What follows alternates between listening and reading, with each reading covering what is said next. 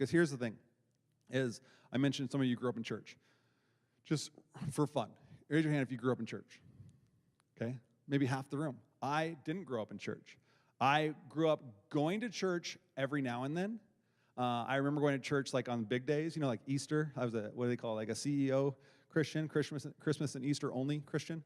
And so, like, I grew up, we'd go to church sometimes, and here's the thing, what I remember about church is church was not for me. As a kid, if I did not want to go to these Sunday school rooms that were stuffy and smelly, and they make you, they ask me if I memorized the verse. I'm like, I don't, did you tell me the verse last year when I was here? I don't know the verse. And then they tell stories of things that I have no idea really what they're talking about. And I am not at all minimizing what you do when you serve in kids' rooms. And this is why we try to really shape and design our rooms to help kids no matter where they're at in their faith journey, no matter where they're at in the process. Even Sunday mornings in here, we try to do that no matter where you're at. And so I just remember okay, Sunday school, that was rough. That was tough on me. I didn't really know how to connect and what to do. But then I go to main service, and we'd sing these songs that I don't know, and I just wait for them to be over. I'd kind of just sway and look around the room. This is going to be done soon, right? And if you've been to some churches sing, and then they sing some more, and they sing some more, and they sing some more. And it's just I don't know how long it's going to go on. Like, my legs are getting tired. And then finally we get to sit down. And I thank God for the pews that were in front of you, the rack, because it had that little wooden pencil in it and the little pencil holder, and an offering envelope that was blank on one side so I had somewhere to draw, okay? Because I was bored out of my mind, and my grandpa was the pastor, okay? And but I just didn't know how to connect. I didn't even know what was, it just wasn't. I never thought church was for me. All the different things that church did, the way that church buildings are kind of strange. Have you ever thought about this? When you look at old, when you drive through downtown Spokane even, you see a couple church buildings, they're built like castles, they're beautiful. But what's interesting is castles are designed to keep people out with these big walls, and so it's just interesting, even the architecture in churches, and I'm like, that doesn't relate, I don't understand that, I don't really relate to that. You have these stained glass windows, you have all these different things, and over time, sure, church has changed and morphed and it looked differently, but I really just never thought, as a kid, I would have never thought I'd be doing what I do now. And as a kid, when I finally started going to church in high school, I went, and I'll tell you what, youth group was a lot different than I experienced as a kid going to maybe an adult service or going into a Sunday school. And I went back, full disclosure, my first time at youth group ever, I met this girl, her name was Jasmine. Jasmine, if you're watching, just kidding. But she was cute. So did I come back next week? Was Jasmine going to be there? Absolutely, I went back next week, okay? Because there was cute girls at youth group, and so I was like, maybe God is for me, And but I went back week after week after week. I fell in love with God. I knew that God loved me, and I'm like, this, for the first time, I felt like I had a family that I was really, really proud of, and I felt like there was a God, a Heavenly Father who saw me, and I wanted that. But it didn't look anything like church that I'd thought of when I thought about church. And churches have morphed and changed and shifted over time. In the last 20 years, 2 decades or so, churches looks a lot different. There's a lot less stained glass windows. When there's new architecture of churches, these things aren't really getting put in. No one, there's no big organ with pipes behind me. The architecture is completely changed. Oftentimes, church services are designed way more like concert venues, right, with no natural light so we can control the lighting. Some churches got the moving lights and the haze machines and all these different things. And here's the thing. None of this is right. None of this is wrong. What churches are trying to do is, hey, what can we do to actually connect with and relate to the people that we're trying to reach? And there's a lot of people in our community that are used to going to a concert and having a production like that. Well, what if we model our services to look and engage people in the way that, and it doesn't make it right or wrong. It just changes. The model, the methods change over time. And maybe you're like, I've never even thought about this. I've never even noticed. Probably because you have a full-time job and a family. I got nothing better to do with my time, so I look at all this stuff, okay? But churches have just shifted and changed, and it doesn't make it right, it doesn't make it wrong, but hopefully, it makes it helpful. It makes it helpful to connect people to God. It makes it helpful to help people find and follow Jesus. We exist, at East Point, we say this all the time, we want to be a safe place for you, for your friends, for your neighborhoods, for your coworkers, for your family members who have all these sorts of questions about God or all this resistance about God, or that we are a safe place for people to find and follow Jesus. We want to be that.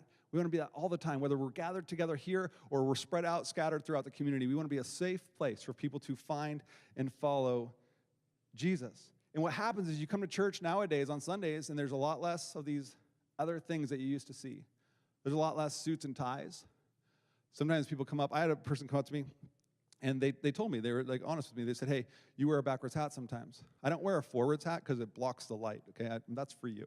I like forwards hat too, okay? But I wear a backwards hat a lot, and they're like, when you wear your backwards hat, if I just stand there, and I glare at you across the lobby, just know it's not you, it's just your hat. I don't even know what that means, but but things and models and methods have changed. So there's a lot less stained glass windows, a lot fewer like big pulpits up here. Like this is just a little table, right? Like it's just shifted and changed over time, and the intentionality behind it is because we want to do things that help connect, and we recognize we don't need all these other larger than life features to make it connectable. And so we've shifted and we've changed. And it's not right or wrong, but it's hopefully helpful. And so while methods change, our mission will remain the same, that we want to help people find and follow Jesus. And the thing is our mission, we didn't make that up. It's like, oh my gosh, East Point has finally found the mission of God. They've kind of nailed it down. No, we try to champion and banner what Jesus has told us to do. In fact, when you look in the eyewitness account of Matthew, Jesus says these words. He says these words. You'll see them on the screen. There's in your notes. He says, all authority in heaven and on earth is given to me. So go and make followers of all people in the world. Baptize them in the name of the Father and the Son and the Holy Spirit. If you've never been baptized, you should be. Jesus says to. Teach them to obey everything that I have told you to do. You can be sure that I will be with you always, and I will continue with you until the end of time. This mission, it's not super complicated.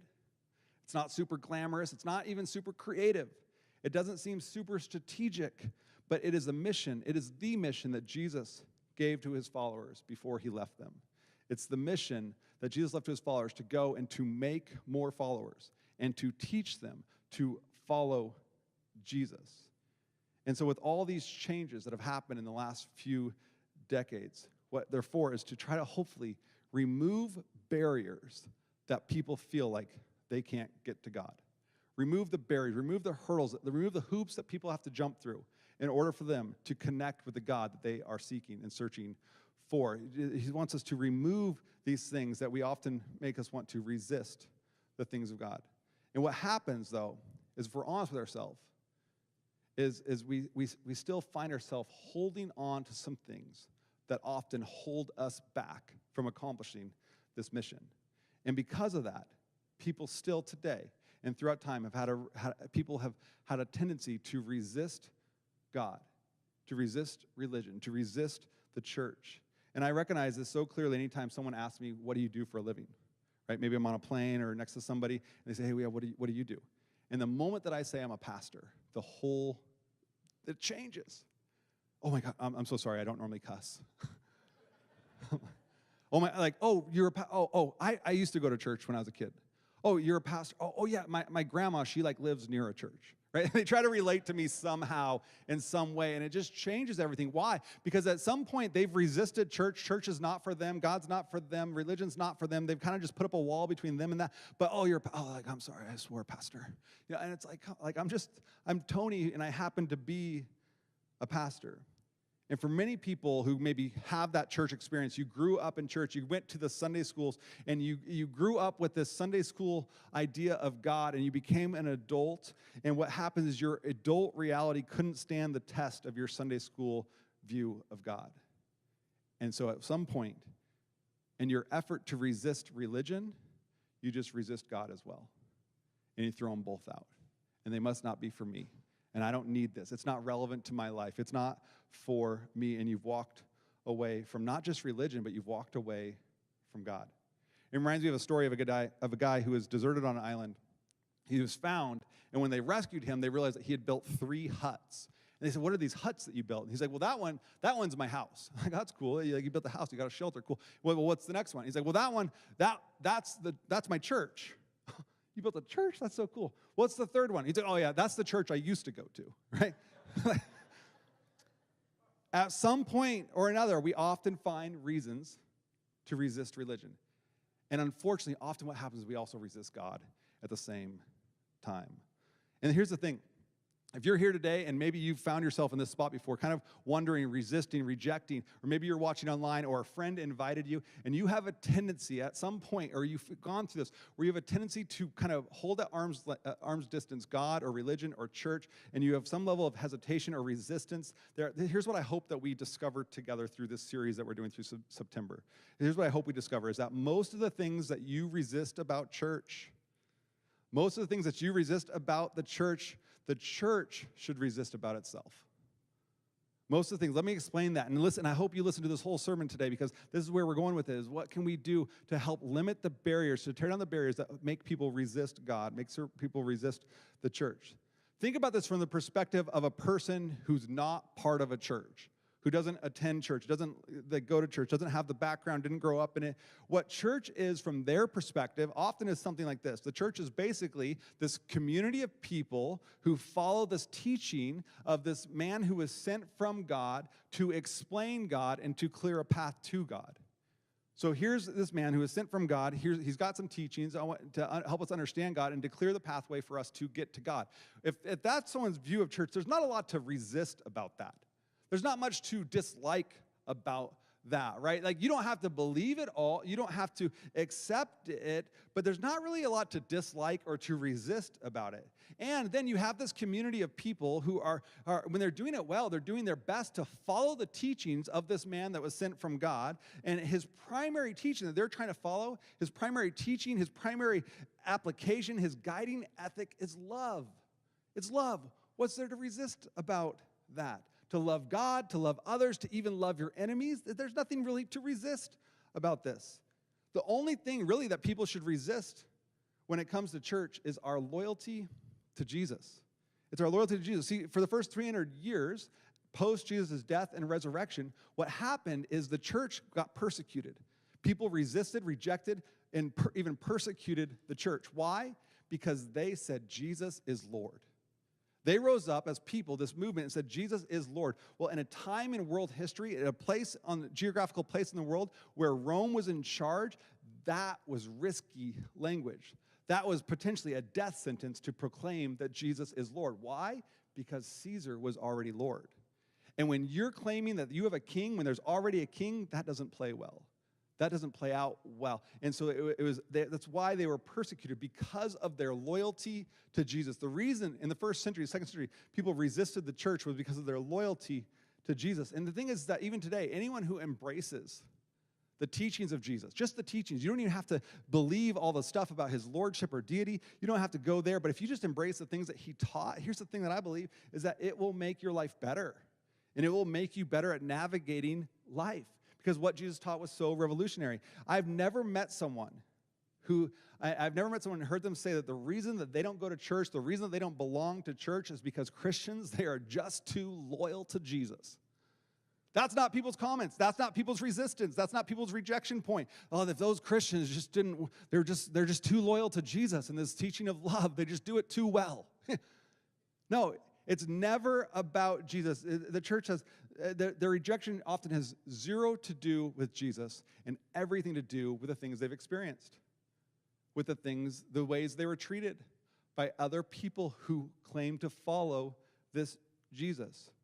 But have you ever stopped to wonder, why does this dynamic exist? And now there's truth to the part of it, like that we're human and we're not going to be perfect at it, for sure. That's definitely part of it. So we have to give ourselves grace on that. But people don't say that they have a problem with people's loyalty to Jesus. It's usually, well, when I went to church and I tried it and I was around those people, they made me feel a certain way. I didn't understand their religious jargon. I felt like I was on the outside looking in. It's just not for me. Or I've heard their stories. I've seen what they do. And that's just not for me. But if you stop to wonder, why does this dynamic exist? Because when you read the Bible, what you discover, especially when you look at Jesus, is you don't find this anywhere in the heart of Jesus. But you do find it in the heart of man. So what happened?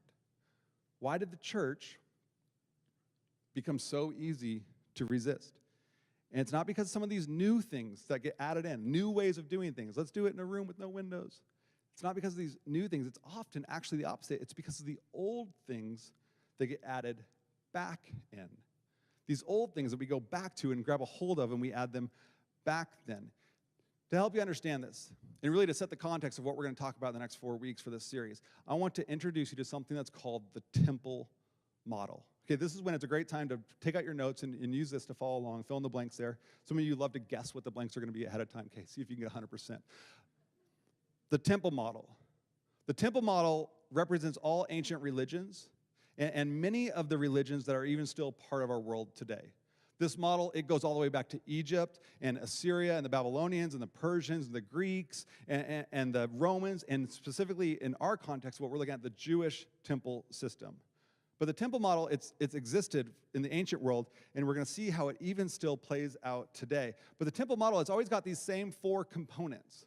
The 4 components are, 1, there are always sacred places. Sacred places. You always have a sacred place, a temple, a synagogue, a mosque, a kingdom hall, whatever you want to label it. Their goal is they've got to build a sacred place. And then you have sacred text. Sacred text. Inside the sacred place, you always have sacred texts that are housed in this sacred place. There's oracles and inscriptions and scrolls, and the sacred texts are then controlled by and interpreted by and read by, the third one, sacred men. And these sacred men open these sacred texts in this sacred place to tell you what God needs from you in order for you to avoid his wrath and anger. How do you stay in right standing with God? And because of that, you've got sacred places with sacred texts, sacred men, and now you've got sincere followers. These are the people that are trying to do everything that they can do to follow the teachings, to follow what these sacred men are teaching them from these sacred texts in this sacred place. All that so that they can be in right standing with God.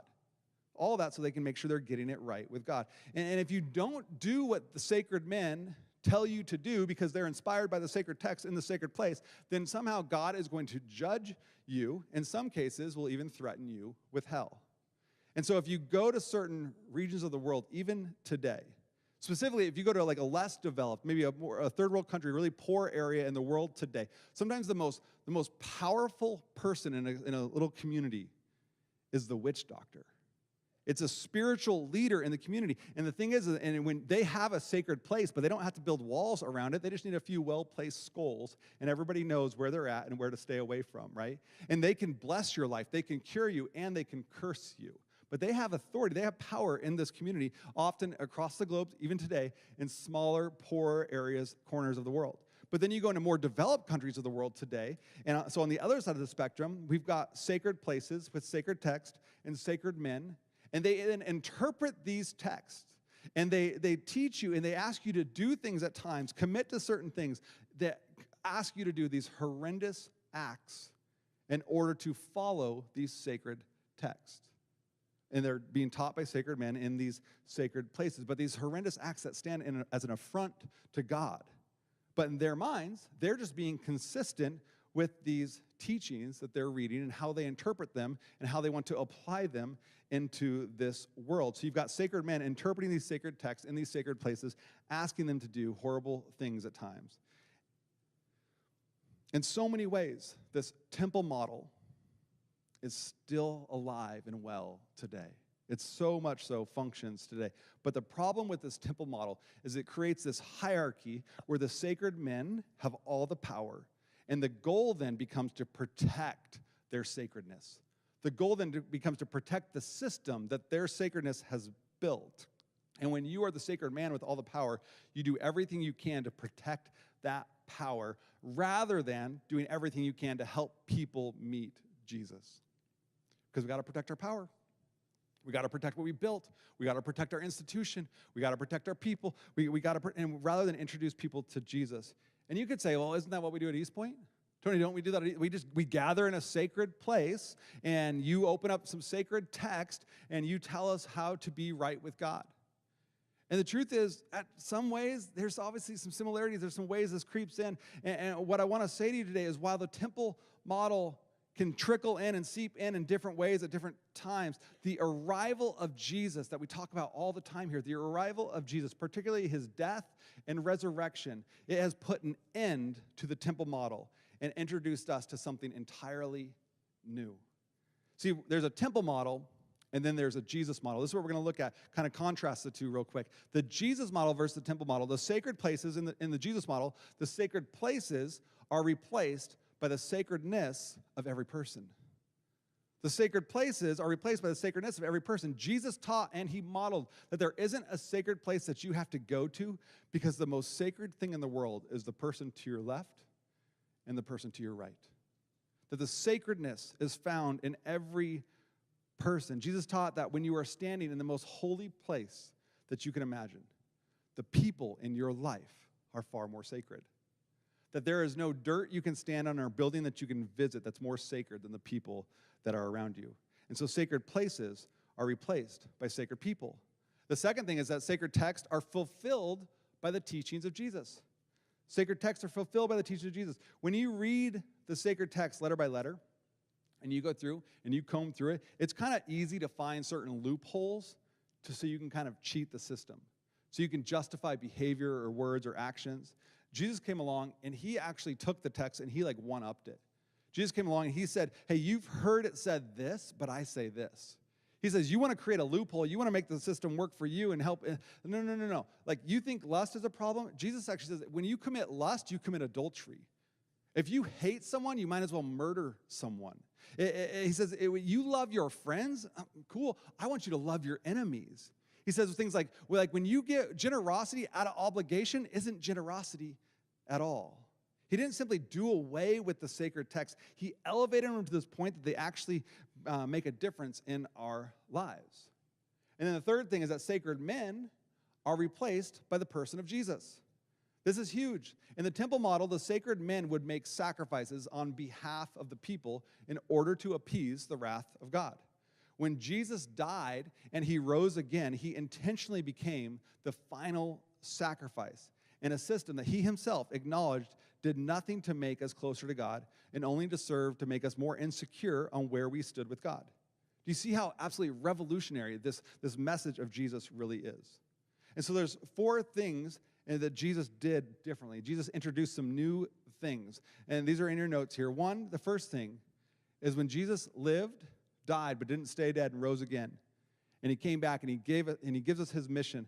And in Matthew 16, it says Jesus is talking with his followers. The first thing he does is it gives us a new movement. And so in Matthew 16, Jesus is talking with his followers, and he asks them, he looks at them and he's like, guys, who do you say that I am? What's he doing? He's saying, hey, what's the buzz? What's in the rumor mill? Spill the tea for a second with me. Like, what's the scuttlebutt here, okay? What are people saying about me? And they look at Jesus and they're like, well, Jesus, some people think you're like John the Baptist, who is it's Jesus' cousin. Jesus, like, they think I'm my cousin? Like, some people would say, Jesus, they think you're like maybe Elijah, a prophet that's gone from the Old Testament that's come back. They think you're like Jeremiah or one of the other Old Testament prophets that have died and have come back. But Jesus asks, that's so strange. Like, they're not connecting the dots. And then so he looks at them and the people closest to him, he says, well, who do you guys say that I am? And Jesus, we actually looked at a little bit of this last week. Jesus looks at them and says, who do you say that I am? And Peter, he says, you're the Messiah. He says, you're the Messiah, the Son of the living God. Jesus, you're the person that we've been waiting for. You're the King to come. You're the Lord. You are the Messiah, the Savior. Jesus, you are everything. You are the Son of the living God. And Jesus says to Simon Peter, he says, you didn't come up with that on your own, but because my heavenly Father revealed that to you. And he looks at Peter and he says this, he says, now I say to you that you are Peter, and upon this rock, what's the rock? The rock is the declaration that he is the Messiah, that he is Lord. Upon this rock I will build my church. My church. Church. And unfortunately, a word got put into the English Bible that maybe should have never been there. This word, church. Now follow me for a second. Every Bible's translated, right? The original language is in Greek. This word here in Greek for church that you see is the word ekklesia. It means the gathering of the people, the gathering of the saints. It means an assembly together. And somehow, unfortunately, when this word got taken out altogether, and a different word got put in. See, the word that's used here, it's ecclesia, so it's this gathering of people. And Jesus is announcing here, hey, there's something new that's happening. There's a movement that's taking place. And it doesn't matter where you go, that I'm going to be with you. There's no far, you can go to the ends of the world, and I'm going to be with you. It's the people gathered together. That is the church. This movement is available to anyone and to everyone who's willing to gather around the idea that Jesus is Lord. He's doing something brand new. In fact, in the first translation of the English Bible, though, this word church here, this ecclesia, it doesn't appear. It doesn't appear. William Tyndale, who had an instrumental hand in translating the first English Bible, he had the courage to translate this word ecclesia into English, and he used the word congregation, or he used the word gathering. And it's this view that he held of what Jesus meant when he said he's going to build the church that had him burned at the stake, because he didn't view it right by other religious sacred men in positions of power. And so over time, what happened is they said, we're not going to use congregation, we're not going to use assembly, we're going to use the word Kirche, which is a German word for church. And what's it mean? It means the house of the Lord. It means a building for worship. That's not what Jesus said he was going to build, but that's our interpretation of church. And that's why when we think of church today, we often think about the buildings that we meet in and the places we go to worship. But Jesus says that's not the movement that Jesus was starting. He's starting a movement based on who he is, the Savior of humanity and the founder of a new kingdom. And that he's going to build this gathering of people that aren't contained by walls of a building, but they're going to be spread around the globe to the ends of the world, and that people are going to rally underneath the banner that Jesus is Lord. And they don't need sacred places, because I am with them wherever they go. The church is a place. The church is not a place, it's a people. The church is not a building, it's a movement. The church is not a location, it's a gathering of people. We have to stop attending church, and we need to start being the church. That's what Jesus invites us into. There's a huge difference. That's why this box, this shell, this old Kmart building, okay, this is not a sacred place, but it's a gathering place.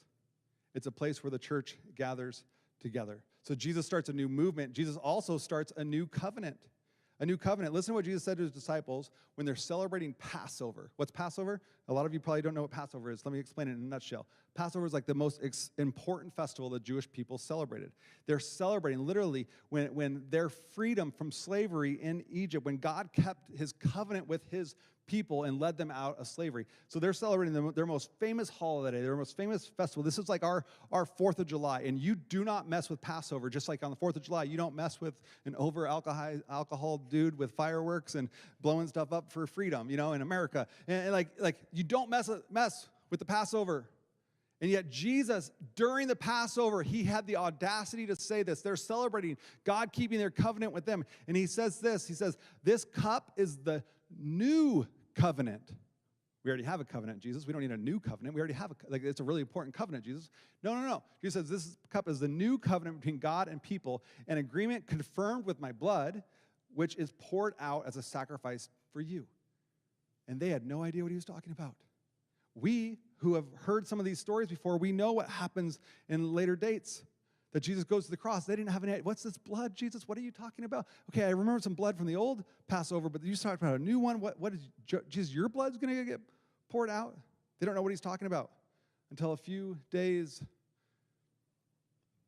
And they see Jesus get arrested and beaten and nails put through his hand and through his feet as he's hung on a Roman cross and bleeds out and dies and gives his life. And perhaps it's in these moments when the disciples, for the first time, they associate, wait, remember that thing we didn't get? Remember that thing we didn't understand? I think this is it. And if this is it, what's that mean? It means Jesus is the final sacrifice for all time in a system of religious sacrifice, that there's no other sacrifice needed. Jesus made a new covenant, and then he also gives us a new context of how we view God. Jesus would say this, when it comes to the old model, when it comes to the temple model, Jesus would say, don't misunderstand why I have come. I did not come to abolish the law of Moses or the writings of the prophets. No, I came to accomplish their purpose. What does that mean? It means that everything in the Old Testament was serving a purpose to point us to the time in human history when Jesus would enter the world. That the law points to Jesus and ends with Jesus. It was like the tutor that we needed until we graduated. It's like a cocoon that served and played an incredible purpose, but is now hatched and it's fulfilled its purpose. Jesus gives us a new context of how we relate to and connect with and see God. And then finally, fourth one is he gives us a new ethic. A new ethic. At one point, Jesus gathered his disciples together, and he tells them something. And we look at this, actually, we come back to this pretty regularly because it's important to us. Why is it important to us? Because it was important to Jesus. It's a big deal to Jesus, so we want this to be a big deal for us. Jesus looks at his disciples, and he says this. He says, so now I'm giving you a new commandment. A new commandment. And they lean in. What's this new commandment? And he says, to love each other. To love each other just as I have loved you, so you should love each other. And we might think we understand what that means. We might think we know what it means to love. But Jesus says this, and it hinges on this action of deep, almost intimate love that Jesus shared, this moment with his disciples, this moment that you would not expect it in any leadership flow chart. Because this is just moments after Jesus had washed his disciples' feet. Jesus took off, as they enter into a home and to share a meal together, Jesus takes off his outer garment and he stoops down and gets it wet. And as the disciples come in with their gross, grimy, summery, dirty, calloused, cracked feet, they only wear sandals every day. They don't have shoes like we do. And he gets down and he washes each one of their feet slowly, intentionally, and he serves them. And he washes their feet. And he gets down and uses his hands to do something that no one else was willing to do. These are the same hands that did miracles. These are the same hands that stooped down and grabbed some mud, put it on the blind man's eyes, and healed him. These are the same hands who held a friend, Lazarus, after Jesus raised him from the dead. And now these hands have washed their feet, and Jesus looks at them and says, you are to love other people the way that I have loved you. This is the guiding ethic. There is a new ethic, and it's an ethic of love. And so Jesus says, guys, I know you're going to have influence. His disciples, you're going to have influence. People are going to rally behind you because of your proximity to me, because of who you are, because you follow me. People are going to look at you, and they're going to want answers. They're going to look at you, and they're going to expect some things. And here's how I want you to love them. And then he flips every leadership ladder on its head. Leadership, in a typical way we think of it, is leading over people, getting them to do things for you. Jesus says the way you're going to lead is by serving under people and inviting them into a new life. That's the way you're going to lead people. And if you will do that well, and any moment, he says, any moment that you start to think that you're one of those sacred people, you're one of those special people, remember the way that I have loved you and go grab that towel and start to wash more feet. That's the way you're going to love people. And Jesus says, he puts like an exclamation point on here where he says, for your love, the way that you love, for your love for one another will prove to the world that you're my disciples. Your love will prove to the world if you love the way that I have loved and modeled for you. This new movement is marked by love. There's a new covenant between God and man. There's a new context to the law, and there is a new ethic. That love will replace law keeping. That self-sacrifice will replace animal sacrifice. And that this vertical expression between you and God, God, I love you, God, I love you, is now going to be measured by how well you love the world around you. He even went as far to say, hey guys, the temple model is going to creep back in. And sometimes you're going to want to go to the temple and you're going to offer a sacrifice.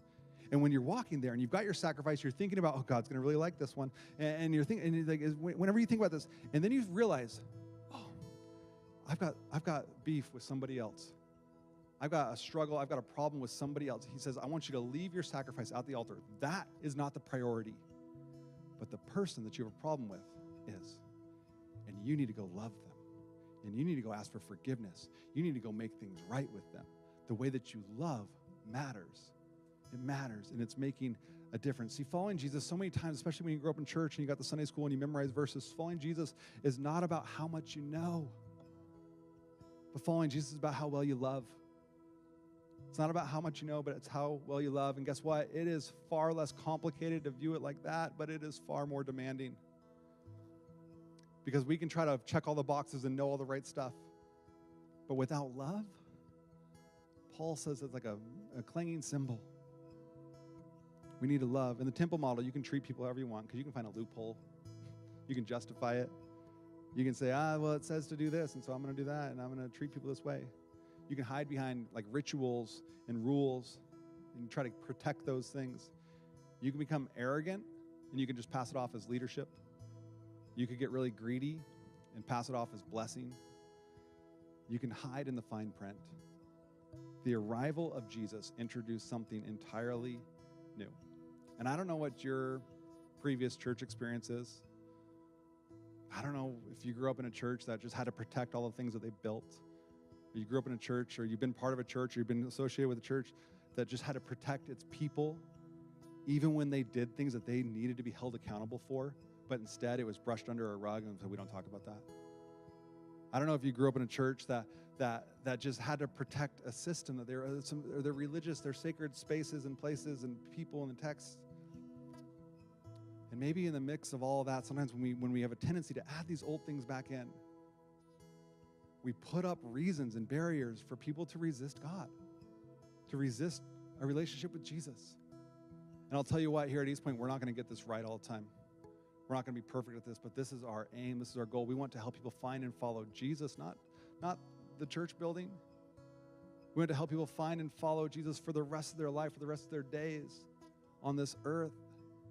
That you would find, you build a relationship with him, and that you would follow him like wholeheartedly, that your relationship with him would thrive. And that when we get tempted to pull something back in and add something new and to protect our rituals and our ways and our sacred places and our sacred text, that we'd come back to and say, what's Jesus teaching us here?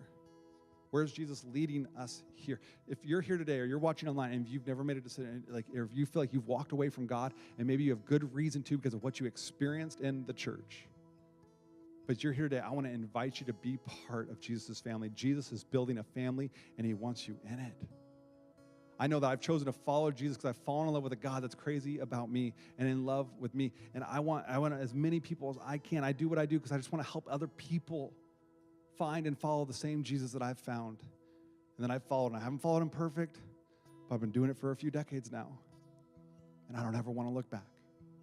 And I want to invite you to join me and join many others in this room, or join us online. Like, come back next week in person with us. Join us in this family that Jesus has invited you into. Be part of this new thing, this new movement that he is doing. Let's pray together. God, we're grateful that even when we mess it up and goof it up and want to do it our own way or revert back to old ways, God, that you give us something new. And even in this moment right now, you can do something new in our hearts, reshape the way that we think about church, reshape the way that we think about you. Because here's the truth, God, that what I've seen in life is that you are irresistible. There's a lot of reasons that I have, or people that I know have, rejected church or religion, but not you. God, you're irresistible.